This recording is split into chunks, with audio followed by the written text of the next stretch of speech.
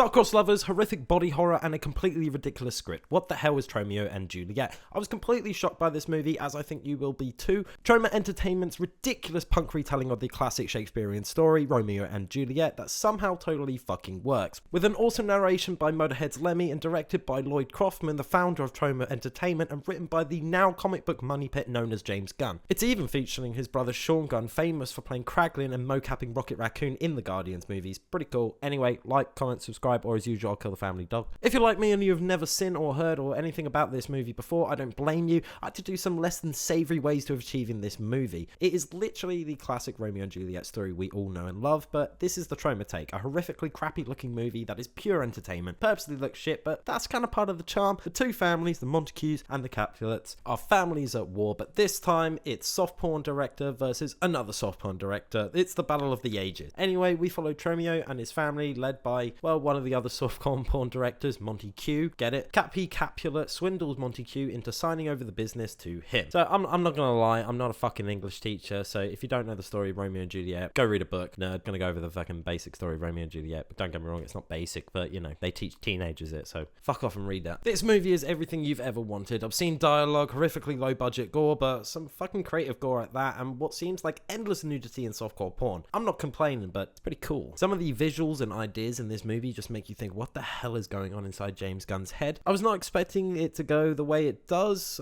Spoiler alert, Juliet becomes a dog-faced hybrid, and she's a sex slave to her father, who may or may not be biologically related to her. It's something. The deaths in this movie are nothing but entertaining and hilarious, but Sean Gunn's Sammy, based on the Samuel from the original story, gets his head smashed in by a fire hydrant, and he's smushing in his scalp back into place, but ultimately bleeding out on the sidewalk. Pretty gross. He goes on for a while, like a little too long, but it's pretty cool. Another iconic death in the story is Mercutio. This version of the character is called Murray Martini, and he is hit in the side of the head with a homemade tomahawk. There is so much fucking incest in this movie, it's actually ridiculous. At the music gig towards the beginning of the movie, Sammy wants to fuck his sister, and she's totally not into it. Valid. She's kind of hot. I say that, I'm doing the trivia behind the scenes. Turns out the actress was 14 at the time. She lied, said she was 18.